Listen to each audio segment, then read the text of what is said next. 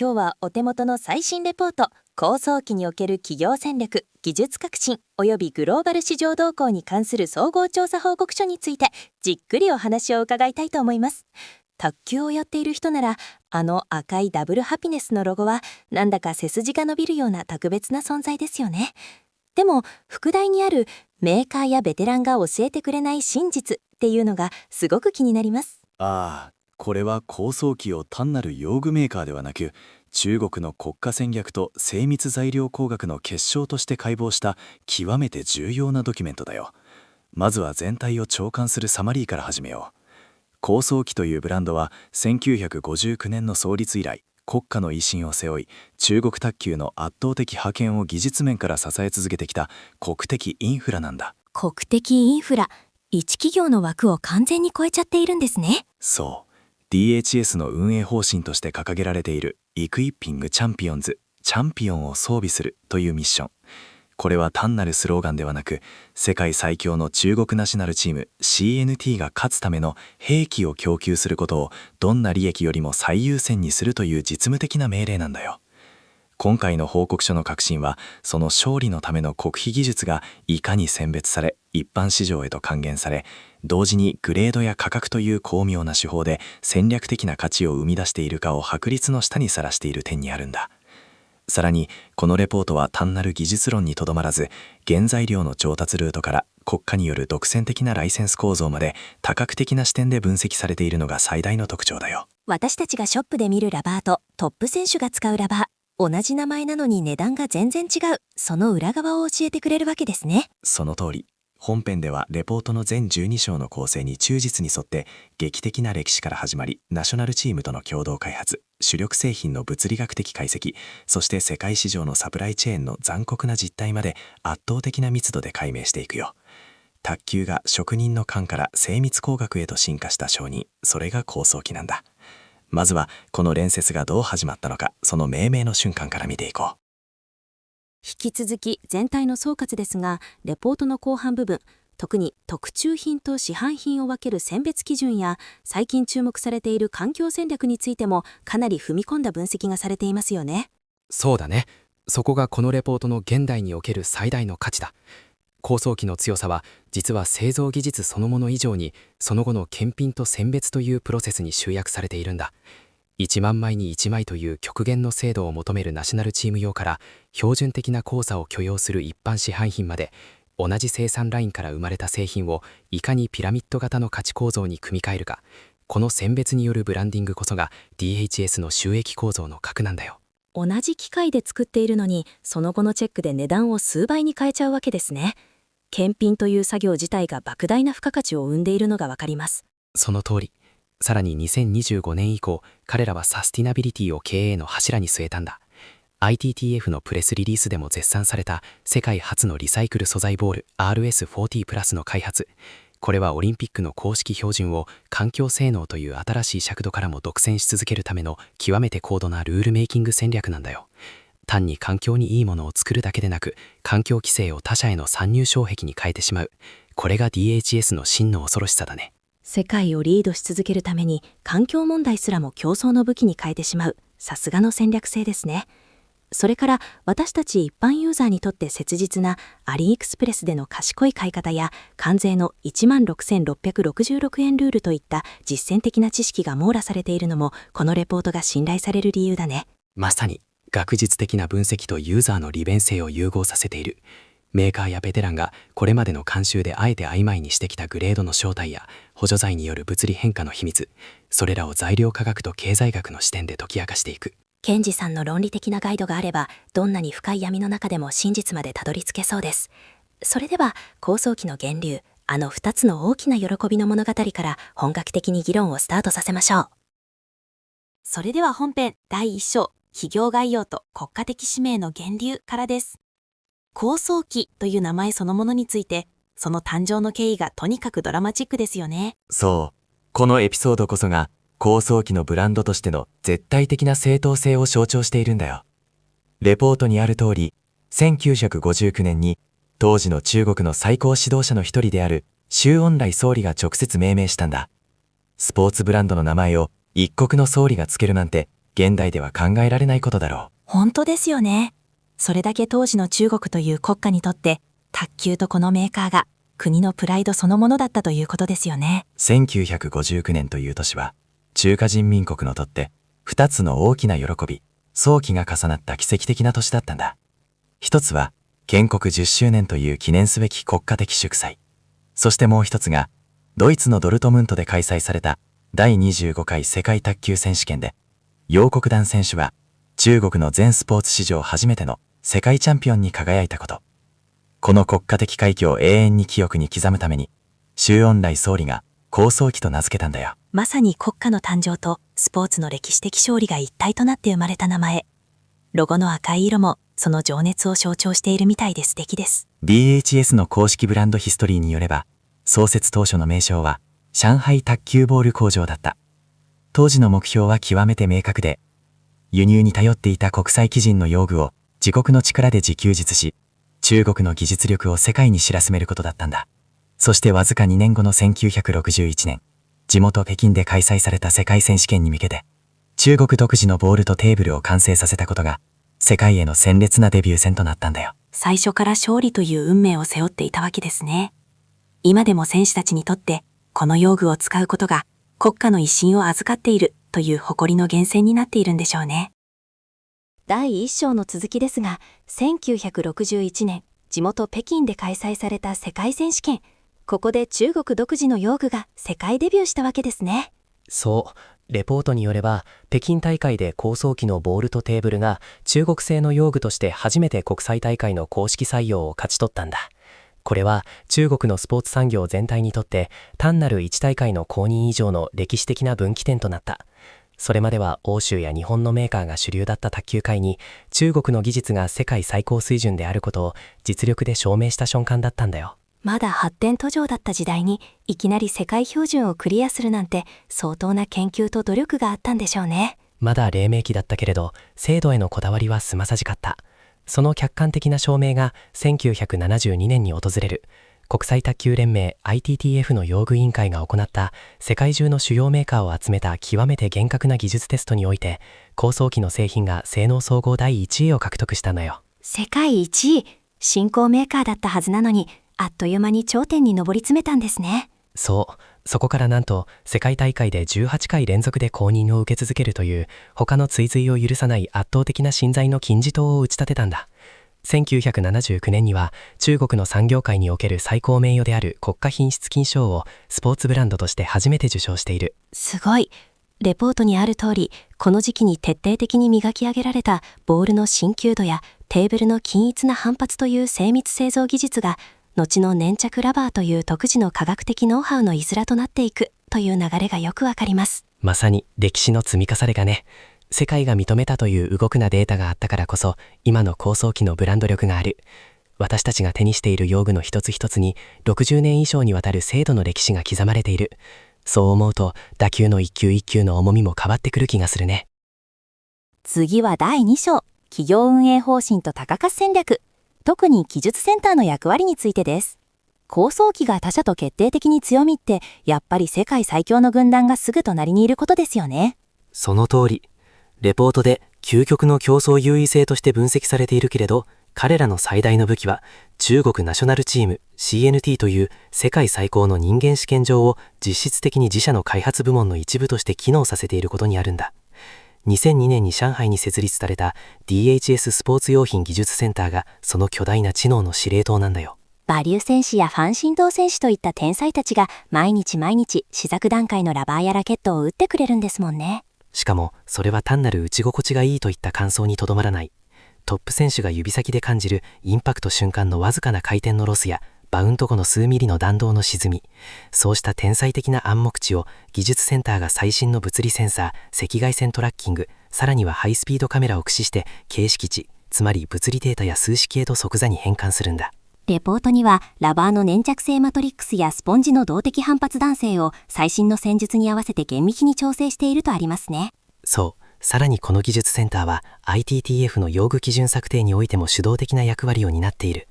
つまり基準をクリアするものを作るのではなく、自分たちが作ったものが後の世界の基準になるというルールメーカーの立場に最初からいるんだよ。自分が正解を決める側にいる。それは最強の布陣ですね。これが高層機が常に時代の最先端であり続け、同時に絶対的地位を維持できている物理的かつ政治的な理由なんだ。トップ選手の指先の感覚が研究所のスーパーコンピューターで数式になっている。これこそが高層機の正体だよ。第3章、高層機の歴史的変遷と世界的貢献に入ります。卓球のルールが変わるとき、常にその中心に高層機がいたことがレポートから伝わってきます。40ミリボールへの移行だね。卓球のスピードを抑えてラリーを長くするために、ボールの直径を38ミリから40ミリにするという卓球史上最大の改革があった。この時、世界で最初に ITTF の公認を受け、国際技術標準を確立したのが高層機の40ミリボールだったんだ。レポートによれば、彼らはこの規格変更を覇権を握るチャンスと捉え、いち早く量産体制を整えたんだよ。ルールが変わるときに真っ先に正解を出して、それを世界に配ったわけですね。そう。さらに2014年のセルロイドから ABS 樹脂、プラスチックへの移行。これも高層機がシーム、継ぎ目付きボールで主導権を握った。レポートでは、この新素材時代の幕開けを彼らが数十年にわたって培ってきた精密熱粘系技術が支えたと分析している。そして2000年に発表されたレインボー卓球台。あの美しいアーチ型のデザインもこの時期に生まれたんですね。その通り、それまでの学校の備品だった卓球台をきらびやかなステージの主役へと昇華させたんだ。テレビのカラー放送での映り映えを計算したデザイン。レポートによれば、これが高層機を単なるメーカーからスポーツ演出のパートナーへと進化させたんだよ。ルールの変遷に合わせて常に世界のスタンダードを提示し続けてきたことが現在の独占的な地位につながっているんですね。常に科学的に先手を打っていたことがよくわかります。次は製品の物理的な分析を深めていきましょう。いよいよ具体的な製品分析第4章、主要製品カテゴリーの物理学的解析です。まずは高層機の代名詞、強標シリーズ。レポートではその秘密が物理学の言葉で説明されています。卓球の歴史上、これほどまでに競技の性質そのものを定義し変えてしまった用具は他にないだろうね。レポートにある強標3の物理構造の核、それは独自のゴム化強技術による指が止まるほどの強烈な粘着性トップシートにある。ボールを置くとラケットを逆さまにしても落ちないあの吸い付き。初めて見た時は魔法かと思いました。物理学的に言えば、この粘着性はインパクトの瞬間にボールを滑らせないための最強のメカニカルグリップ装置なんだよ。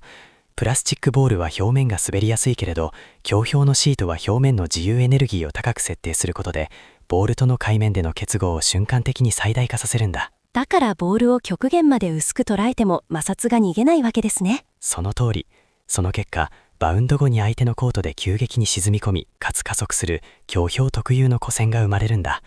レポートの第4章では、この滑りの排除がいかに中国卓球の強さの根源である強烈なスピンを生み出すための絶対条件であるかが詳しく記されている。 DHS はこのトップシートのレシピを門外不出の機密として数十年にわたって守り続けている。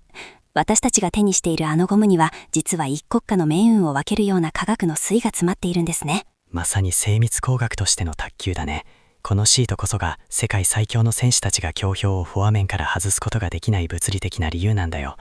これがあるからこそ中国卓球は台上で先手を取ることができるんだ。第4章の続き、強病のもう一つの用、スポンジについてです。あの岩のように硬いスポンジ、どうしてあんなに硬くする必要があるんですか？初心者の美咲ちゃんにはただの飛ばない板に感じるかもしれないね。レポートによれば、強病のスポンジは気泡が極めて小さく高密度に詰まった硬質高弾性スポンジなんだ。物理的に見れば、これはトップ選手のような時速100キロを超えるスイングスピードを受け止めるためのエネルギー貯蔵庫なんだよ。エネルギー貯蔵庫？そう。強病は入力エネルギーが一定の敷地を超えないと粘着が単なるブレーキとして働くという極めて非線形な特性を持っている。でもプロのような鋭いスイングだと、その衝撃がスポンジの分子レベルのバネを一気に圧縮し、蓄えられた莫大なエネルギーを爆発的に解放するんだ。まさに使い手の腕力をそのまま結果として出力するラバーなんですね。その通り。逆に言えば、台上処理のような繊細なタッチの時は、この粘着とスポンジの硬さがボールの余計なエネルギーを吸収してくれるから、ネット際にピタッと止めるような精密なコントロールができる。攻撃は暴力的なまでに強く、守備は静寂のように、この極端な二面性が世界最強の選手たちが強病を手放さない理由なんですね。そうだね。これがチャンピオンを装備するという DHS のミッションを物理学の言葉で翻訳した答えなんだよ。レポートではこのスポンジのコードがいかに中国卓球の圧倒的な威圧感を支えているかが克明に分析されている。機材が戦術を作り、戦術が機材を進化させる。そのサイクルがここにあるんだ。伝統的な強氷3が最強なのは分かりました。でもレポートでは最近のバリエーション、例えば強氷8や強氷9、それに天極シリーズについても詳しく分析されています。これってどう使い分けるんですか？それはプラスチックボールへの完全移行によるスピン不足と初速の低下という課題に対し、構想機がターゲットをミリ単位で細分化して出した回答なんだ。例えばレポートにある強氷8は新開発のコンパクトマイクロスポンジと独自開発の高弾性粒子保持技術を採用しているんだよ。従来の強氷よりも少し扱いやすくなっているんでしたっけ？そう。粘着シート特有の回転量は維持したまま、スポンジの反発スピードを物理的に向上させ、補助剤を塗らなくても最新の裏ソフトテンションラバーに近い初速が出るように再設計されている。カラーラバーの強氷9はどうなんですか？ピンクやバイオレット、ブルーのラバー、すごく可愛くて女子選手の間でも流行っていますよね。あれは単なる見た目のファッションじゃないんだ。レポートによれば強氷球はカラーごとにスポンジの気泡密度を微調整していて、現代の多様なスタイル、特に女子選手やジュニア選手の筋力に合わせた最適なエネルギー伝達率を色というメタファーで表現している。そしてペンホルダーのレジェンドたちが愛した天極スカイライン。天極は特にペンホルダー特有のピッチの速さと体上での超繊細な操作性を追求するプレイヤーのためにゼロから開発されたんだ。強氷が一撃の重さ、バウンド後の伸びを追求するのに対し、天極3などはシートの粒を物理的に低く、かつ密集させる気学構造によってレスポンススピードを物理的に短縮している。つまりよりクイックな打球ができると。レポートを読み解くと、構想機がいかにマニアックに選手の戦術をサポートしていくかがわかりますね。ラケットについても伺いたいと思います。やっぱり構想機のラケットといえば、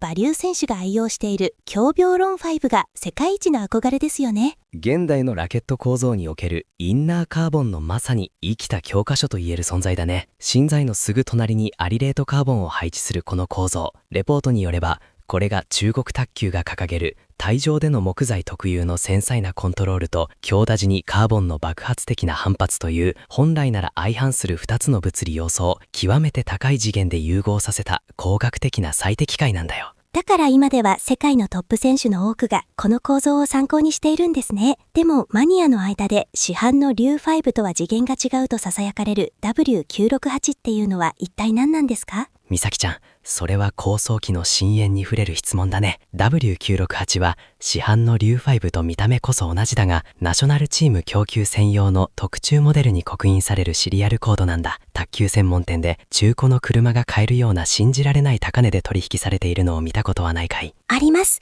何がそんなに違うんですか？魔法でもかかっているんですか？正体はラバーのグレードの時と同じ極限の、そして変質的なまでの素材選別だよ。最高級のリンバ材の中から熟練の職人が1万枚に1枚あるかないかの完璧な繊維の並びと理想的な水分含有率を持つ板だけを選び出すんだ。1万枚に1枚、もはや工芸品ですね。いや、それ以上に精密機器だ。レポートによれば市販品は量産工程でどうしても生じる振動の減衰特性のわずかなムラがある。しかし W968 はそのムラを物理的な測定によって極限まで排除し、いわばブレードの前面がスイートスポットになったような感覚を選手に提供するんだ。プロが道具を自分の神経の一部にする、そのための特権的な選択がこの W シリーズという名の真実なんだよ。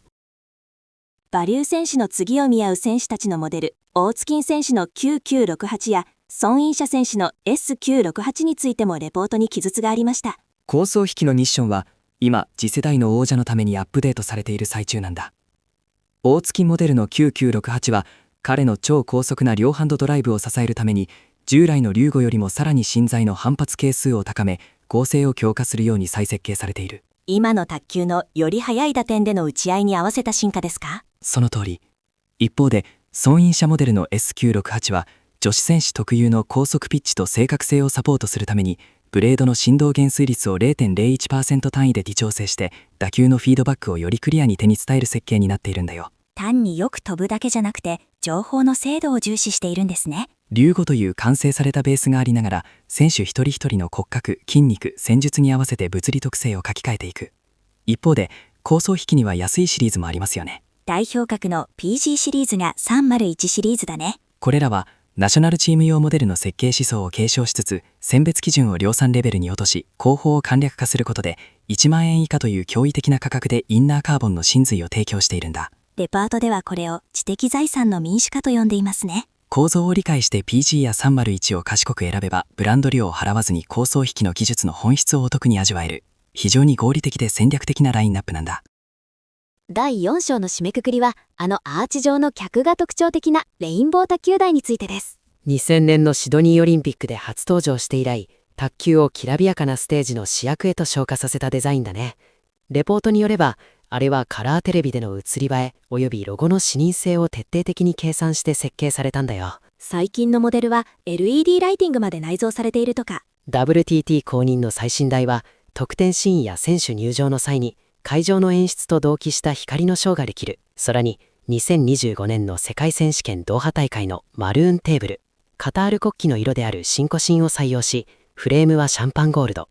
これは単なる色替えではなく、開催国の文化的な誇りとブランドの完全な融合という外交プロトコルなんだ。卓球台がアイデンティティを表現するキャンバスになっているんですね。構想機は卓球台を戦略的メディアとして捉えている。この圧倒的なデザイン力と演出力があるからこそ、常に主役に選ばれ続けているんだよ。次はメンテナンスの世界を覗いてみよう。第5章、メンテナンス及び関連用品です。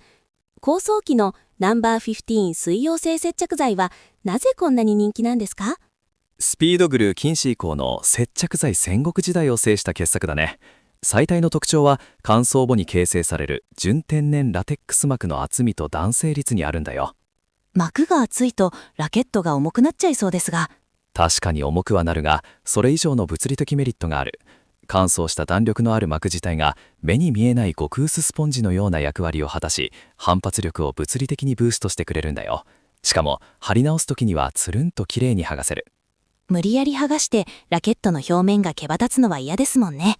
ラバーを頻繁に張り替えるトップ選手にとって、この剥がしやすさと反発の均一性は必須なんだ。さらに補助剤についてもレポートは踏み込んでいる。強病の硬いスポンジに補助剤を浸透させて科学的に軟化させ、内部張力を高めて初めてプロの弾みが完成する。メンテナンスそのものが精密工学なんですね。それを理解せずに DHS の進化は語れないというレポートの指摘ですね。第6章、持続可能性と環境戦略です。世界初のリサイクル素材ボール RS40 プラスについて教えてください。2025年にリリースされた廃棄プラスチックから抽出された 65% リサイクル ABS 樹脂を主原料にしたボールだ。再生素材は分子量が不揃いになりやすく精度が落ちやすいが、DHS は独自の生成プロセスと成形技術で新品素材と遜色ない新旧度を実現したんだ。どうしてそこまでして環境に配慮したボールを作るんでしょうか。欧州市場などの環境規制に対応するためだが、真の狙いはルールメイキング戦略だ。将来的にオリンピック公認条件に環境性能が加わることを見越しているんだよ。つまり構想機は今、環境に優しいボールしか公式試合で使えなくする主導権を握りに行っているんですね。その通り、地球を守る大義名分を掲げつつ、自社の独占権をさらに強固なものにする。まさにインテリジェントで冷徹な長期的戦略なんだ。これが絶対王者が絶対王者であり続けるための見えない戦いなんだね。レポートの真実のコーナー第11章です。グレードの真実です。市販品、小チーム用、ナショナルチーム用。高いやつには秘密の材料が練り込まれているんですよね。美咲ちゃん、多くの人がそれを期待するけれど、事実は非常だ。結論から言えば、ゴムの科学的なレシピそのものはグレードに関わらずほぼ同一であることが多いんだ。本当ですか？値段が数倍違うのに材料が同じならぼったくりじゃないですか？ぼったくりではないんだ。価格差の正体は選別基準の圧倒的な厳格さにある。同じ製造ラインから生まれた数万枚の中から熟練の検査官が重量誤差 0.01g 単位、コードムラが完全にゼロという完璧な個体だけを抜き出すんだよ。1万枚の中から数枚しか選ばれない奇跡の1枚の値段ということですね。その通り。ナショナルチーム版の小価格は材料費ではなく膨大な検品にかかる人件費と希少性に対するブランド量なんだよ。市販品は工業製品としての標準的な濃さを許容した範囲で作られた優秀な量産品なんだ。状態のいい部分だけを厳選して届けてもらっているから別物に感じるんですね。自分の技術の高さを減らさなきゃって身が引き締まります。第11章の真実第2弾。スポンジの厚さが 2.1 ミリとか 2.15 ミリとかわずか 0.05 ミリの差で選べるようになっていますが、これって人間が打ってわかるものなんですか？いい質問だね。統計学を用いた分析によれば、その 0.05 ミリの差をプレイ中に優位に判別できるプレイヤーは、世界トップクラスのプロを含めてもまず存在しないという衝撃的な結果が出ている。じゃあなんであんな細かい規格を作っているんですか？それは製造工程で必ず生じてしまう誤差の見事な有効活用というマーケティング戦略なんだ。最高級のマシンを使っても 0.05 ミリ程度の厚みのばらつきはどうしても物理的に生じてしまう。全部を 2.1 ミリにしようとすると、厚くなったやつは捨てなきゃいけなくなる。そう、負の要素を正に変える錬金術だ。2.15 ミリという別規格をカタログに載せれば、厚めにスライスされてしまった個体をよりパワーの出る特別スペックとして追加料金を取って売ることができるだろう。製造上の誤差を不良品にしないで、こだわりバリエーションにしちゃうなんて商売上手すぎます。賢いユーザーなら 0.05 ミリに悩む時間を練習に当てる方が勝利に近づけるというのがレポートの結論だよ。第10章、日本市場における戦略的提携について。高速機といえばニッタックさんとの関係抜きには語れませんよね。1970年代から半世紀近くにわたる鉄の同盟だね。ニッタックは日本における唯一の正規総代理店だ。象徴的なのがターボオレンジやブルーマドのハイブリッド製品だね。中国の粘着トップシートに日本製の高品質なスポンジをドッキングさせている。そう、高速機の威力は欲しいが個体差に悩みたくないという日本ユーザーの悩みを解消したんだ。さらに重要なのが検品体制。ニッタック経由の製品は日本国内で独自の二重検品を通過しているから、偽物の混入リスクが完全に排除されているんだよ。外れを引きたくないプレイヤーは迷わずニッタックソンのシールがあるものを買うべきという定説なんですね。ニッタックは高速機という技術の原石を日本の文化に合わせて丁寧に翻訳して提供するキュレーターなんだ。このアライアンスがあるからこそ、日本は世界で最も粘着ラバー文化が健全に羽開いた国になったんだね。でもケンジさん、ニッタックさんが扱っていないようなさらにマニアックなモデル、例えばナショナルチーム用とか選手個人の名前が入った特注品がどうしても欲しいとき、みんな海外通販、特にアリエクスプレスを使っていますよね。あれって実際のところ本当に大丈夫なんですか？レポートの第10章はそこに踏み込んで非常に具体的で生々しいガイドを提供している。アリエクスプレスは高層機の本国である中国の主要なハンドだから、商品ラインナップの豊富さは国内ショップとは比較にならない。ナショナル版ブルースポンジの各種コード指定や、それこそオーチキンモデルのナショナル用まで、マニアにとっては夢のような場所だね。でもやっぱり偽物が怖いです。どうすればいいんですか？そこはショップの見極めが全てだ。レポートが推奨するのは、アリエクスプレス内の DHS オフィシャルストアはもちろん、長年の実績がありユーザー評価が極めて高いアリ DH ストアやプライヤピンポンといった認定代理店系ショップに絞ること。そして届いたらすぐにパッケージのシリアルコードを DHS 公式サイトで貿易検索にかける。これがマニアにとっての聖なる儀式だね。もしコードがすでに使用済みだったりヒットしなかったら、即座に紛争手続きだ。レポートには証拠としての開封動画の撮影がいかに法的に重要かという具体的な防衛マニュアルまで載っている。安さの裏にはリスクがあるけれど、そのリスクを情報の力で最小化するのが現代の賢いマニアの姿なんだ。機材を選ぶ楽しさは単に打つことだけじゃない。その道具がいかに正しく価値が守られているか、その全プロセスを理解することが真の意味で機材を使いこなすということなんだと痛感しました。高層機を通じて私たちは世界経済の仕組みまで学んでいるような気分です。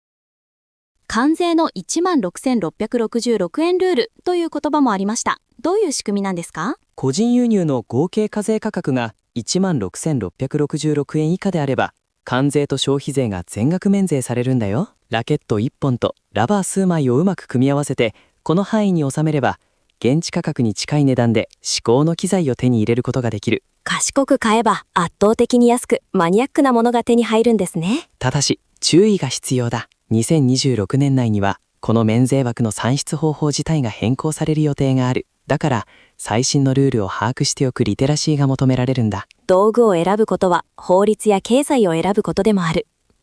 高層機は強くなることだけでなく、知的に機材と向き合うことを求めているのかもしれないですね。正しい知識こそが偽物や無駄なコストから身を守る最大の武器なんだよ。ケンジさん、今日は本当にありがとうございました。高層機というブランドの底知れない奥深さと国家戦略の全貌を見ることができました。成功の理由は、中国卓球という最強の文化と精密材料工学を国家的使命として融合させたからなんだ。1959年の命名から始まった物語は、今や未来戦略へと一直線につながっている。卓球の次の100年はもはや職人の勘ではなく、予測可能な精密工学とデータ経済が支配する。その中心に高層機がいるだろうというレポートの一文が重いですね。そうだね。用具の背後にある物理的、歴史的な真実を知ることで、プレーへの理解も機材への愛着も深まる。卓球は物理であり、歴史であり、そして情熱のロマンなんだ。高層機のロゴを見るたびに今日のお話を思い出して一球一球を大切に打ちたいと思います。最高の解説をありがとうございました。こちらこそ、また新しいレポートが届いたら一緒に語り合おう。それでは皆さん、さようなら。